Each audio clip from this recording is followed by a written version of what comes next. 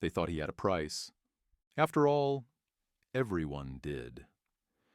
So when Captain Ibrahim Traoré started gaining quiet loyalty from younger officers, the High Council didn't summon him for discipline. They summoned him for dinner. It was held at a colonial-era villa, nestled in the hills above Ouagadougou, where the air smelled of imported perfume and power. He arrived alone. No aid, no weapons, just a plain green uniform and scuffed boots. Inside, they were waiting. Generals in polished metals, businessmen in silk suits, a few foreign diplomats hiding behind diplomatic smiles. And at the center of the table, General Kasoma, the Minister of Defense. He greeted Traoré like a long-lost nephew. "Captain, you've been working hard. It's time someone took notice." The dinner was perfect. The wine imported, the meat tender, the music soft, and the offer was clear. "You have vision, Traoré," Kasoma said, slicing into lamb. "And we have infrastructure. With your discipline and our networks, we could do great things." He passed an envelope. Inside, deed to a government estate, keys to a land cruiser, a diplomatic passport, and a guarantee of strategic elevation. It wasn't a bribe. It was a test, the kind they'd used for years. Promote the loud ones, fatten the hungry, silence the pure with comfort. But Traoré didn't touch the envelope. He looked around the table. Men who'd sent boys to die without bulletproof vests, who called civilian deaths unfortunate but necessary, who hadn't set foot on red soil in years. Then he looked out the window. In the distance, he could see the faint glow of the barracks, where soldiers still shared meals from dented tins. "I have to refuse," he said quietly. Kasoma raised an eyebrow. "You should reconsider. This isn't exile. This is partnership." Traoré stood. "If I accept this, I stop being heard. I become like you." A long silence followed. Then, one of the businessmen muttered, "So dramatic, these field types." Traoré didn't respond. He left the villa without dessert, without the keys, without a single glance back. But that night, something shifted. Because for the first time, someone had said no, and walked out standing taller than when he walked in. The villa fell silent after he left. No one chased him. No one raised their voice. But behind polished glasses and clenched jaws, something broke. Because men like Kasoma weren't used to hearing no, especially not from a captain in dusty boots. Within a week, Traoré's name disappeared from internal bulletins. His requests for supplies were misplaced. His proposals for border reinforcement sat untouched on desks. He wasn't demoted, just ignored, frozen. It was their favorite game, slow suffocation through red tape. But Traoré didn't slow down. He returned to the barracks, drilled with his men, listened to their grievances, ate from the same dented tins he saw from the villa window. And that's when it started. One evening, a young lieutenant approached him in the dark. "Sir, they offered me a transfer, big promotion, but only if I move departments away from you." Traoré looked at him. "And?" The lieutenant smiled. "I'm still here, aren't I?" Word spread. Not in headlines, but in glances, nods, shared silences. He said no. It became a code, an idea, a movement. And that terrified them more than any speech. So they turned to their next tactic: discredit. They leaked a story, claimed Traoré had accepted gifts from foreign actors. They printed photos, edited, distorted, stripped of context, showed him at a UN seminar, handshaking with delegates, painted him as ambitious, too idealistic, a threat to military cohesion. But it didn't land. Because the people who mattered, the soldiers, the villages, the field medics, had seen the real man. The one who didn't take the keys. The one who walked out of the villa empty-handed but filled with fire. Late one night, a colonel who once laughed at him showed up at the barracks. No uniform, just fatigue and a flask of tea. He sat across from Traoré, silent for a long time, then finally said, "They're scared of you, not because of what you'll do, but because you won't play." Traoré didn't respond right away.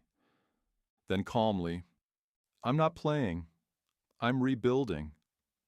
The next move came quietly. A reassignment order. Elegant, routine, harmless on paper. Traoré was to temporarily assist in a coastal logistics unit, far from the capital, far from his men, and most importantly, far from influence. It was exile again, but dressed as opportunity. He reported in anyway, because unlike them, he didn't dodge duty. But he arrived with no illusions. His office had no computer. His bed was a cot in a storage room. The logistics he was assigned to oversee, already managed by a civilian firm with ties to General Kasoma's cousin, it was a ghost post. Still, Traoré watched, observed, listened, and within 2 weeks he uncovered something they didn't mean for him to find. A private airstrip nearby was being used to smuggle military equipment, gear meant for frontline soldiers, rerouted and sold across borders. Receipts, manifests, call logs. He documented everything, carefully, like a surgeon. One night a local officer slipped him a sealed envelope. No return address, no name. Inside, a warning. "They know you know. Orders being drafted. Not reassignment this time. Removal." Traoré folded the paper, put it in his boot, and returned to work. But things moved faster now. He noticed his messages no longer reached headquarters. The soldiers assigned to him rotated every 48 hours. No time to build trust. Even his meals started arriving opened. Cold. Still, he didn't back down. Instead, he drafted one final report. A master file linking smuggling, fake reassignments, ghost contracts, and personal enrichment across 5 ministries. He didn't send it to the president or the army chief. He sent it to the people through encrypted channels, through trusted journalists, through couriers on motorbikes. And in every file he added a note. "They offered me a mansion. I chose the barracks. I'll let the people choose what comes next." The fallout was instant. Headlines exploded. International observers called for investigation. Young officers refused transfers. Mid-ranking officials resigned, citing moral conflict. And the High Council? They panicked. They called an emergency session, voted to suspend Traoré, stripped him of his role, declared him rogue. But it was too late, because by then, the people had already chosen, and they weren't asking permission anymore. The suspension was meant to be the end. A final stamp. A way to say, "You are nothing now." But when the order was announced, the army didn't move. The press didn't echo. And the people? They stood up. In Ouagadougou, hundreds gathered at the gates of the Ministry of Defense, holding printouts of the leaked reports.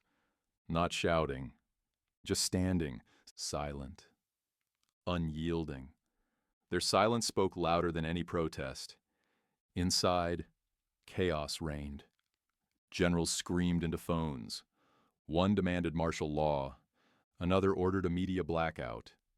But even the junior officers hesitated, because the truth was out. And you can't shoot a whisper once it becomes a roar.